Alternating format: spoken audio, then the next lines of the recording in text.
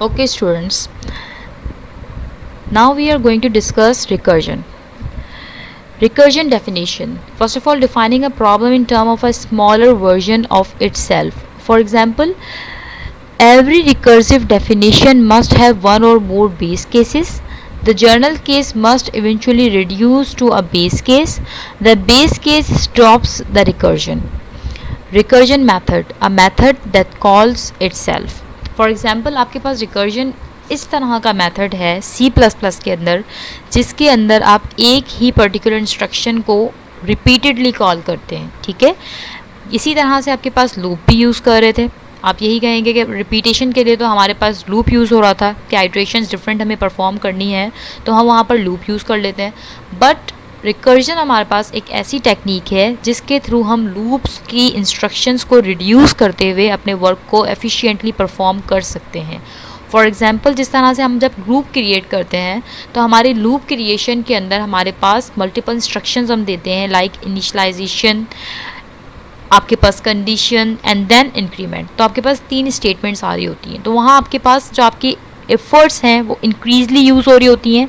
Resources आपकी programming software की जो यूज़ हो रही हैं वो वहाँ पर ज़्यादा होती हैं. मीनवाइल रिकर्जन के अंदर जब आप रिकर्जन की टेक्निक यूज़ करते हो तो आपकी रिसोर्सेज रिड्यूस हो जाती हैं. क्यों?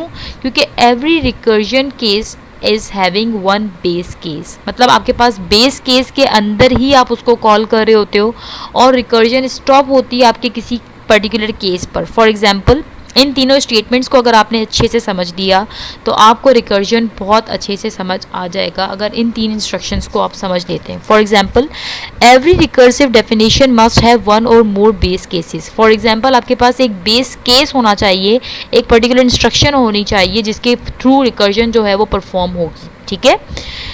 The general case must eventually reduce to a base case. मतलब जो आपका जर्नल केस आपने दिया हुआ है जहाँ से आपकी इंस्ट्रक्शन परफॉर्म होना स्टार्ट हुई है वो रिड्यूस होकर आपके बेस केस तक पहुँचेंगी. मीनवाइल आपके पास जो रिकर्जन परफॉर्म हो रही है वो एट द एंड स्टॉप होगी, वो बेस केस को फुलफिल करते हुए स्टॉप होगी. ठीक है, जब रिटर्न 0 की कंडीशन प्रूव हो जाएगी.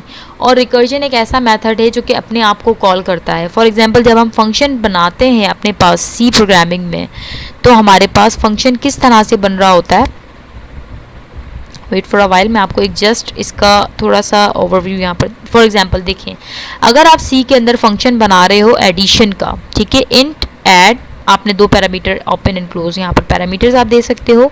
यहाँ पर आपने डिफाइन कर दी इसकी डेफिनेशन. ठीक है, तो इस पर्टिकुलर फंक्शन की ओपनिंग एंड क्लोजिंग ब्रैकेट्स के दरमियान में आप दोगे इसकी डेफिनेशन. डेफिनेशन के अंदर आप यहाँ पर राइट क्या करोगे, सम ए प्लस बी.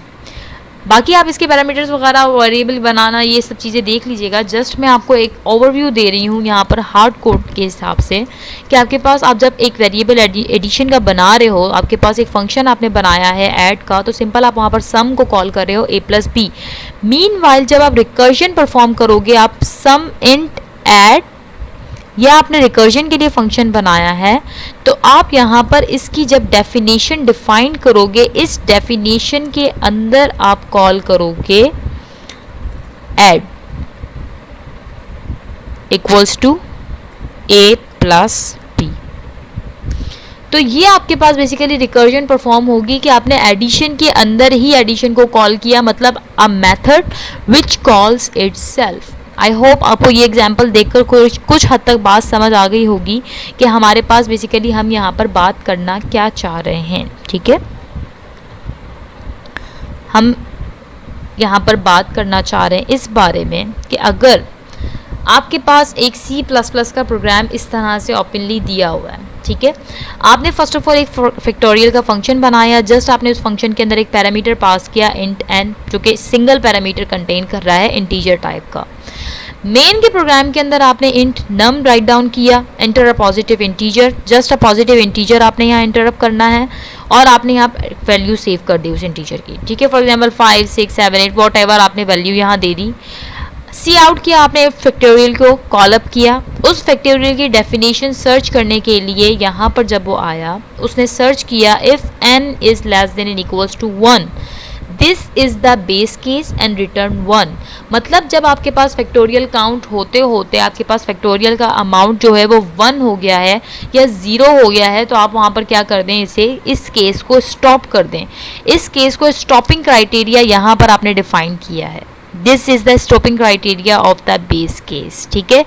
एल्स आपके पास क्या हो कि रिटर्न करता रहे ये n multiply by the factorial n-1। मतलब अगर वहाँ पर आपके पास 0 और 1 की कंडीशन फुलफिल नहीं हो रही तो ये रिटर्न करता रहे n, जो कि वैल्यू इनपुट हुई है, वो वैल्यू इनपुट हुई हुई multiply by factorial this function will be performed into that particular instruction again and again. For example, enter a positive integer, 4 integer आपने एंटर किया तो आपके पास फैक्टोरियल इसका आ गया 24। इसकी मज़ीद एक्सप्लेनेशन के लिए मैं आपके पास यहाँ पर ओपन अप करती हूँ पीपीटी, जो कि हम देखेंगे। देखें how recursion works. Basically recursion is going to call itself again. This is a recursive function, and in the recursive function you have again called this particular thing, and this is a recursive call. मतलब again उस चीज़ को call करना, ठीक है। This is the factorial of 5। Factorial क्या चीज़ होती है, first of all थोड़ा सा वो ओवरव्यू आपको दे देते हैं कि 5 का फैक्टोरियल जब आप सर्च आउट करने जाओगे तो आपके पास कुछ इस तरह से इंस्ट्रक्शन प्लेस होगी। मतलब 5 multiply by all the descendants of the 5, मतलब 5 के रिड्यूस डिसेंडेंट्स जितने भी हैं उन सब से आपका जो 5 का वैल्यू है वो क्या होगा, मल्टीप्लाई होगा। मतलब 5 आपके पास मल्टीप्लाई होगा फैक्टोरियल ऑफ 4 से, फैक्टोरियल ऑफ 3, फैक्टोरियल 2, फैक्टोरियल 1। ये सारे फैक्टोरियल जब आपके फुलफिल्ड हो जाएंगे तो आपके पास सर्चिंग कंडीशन में डिस्प्ले होगा 5 का अमाउंट। मीनवाइल आपके पास कुछ इस तरह की इंस्ट्रक्शन है, 5 multiply by 4, multiply by 3, multiply by 2 and multiply by 1, तो आपके पास आ जाएगा अमाउंट 120, ठीक है। ये देखिएगा स्टूडेंट्स कि आपके पास find factorial of 5 recursive case, आपके पास रिकर्सिव केस यहाँ पर स्टार्ट हो रहा है। ये आपका रिकर्सिव केस है और ये आपका बेस केस है, जहाँ पर आपके पास जो इंस्ट्रक्शन है वो क्या हो रही है, स्टॉप हो रही है।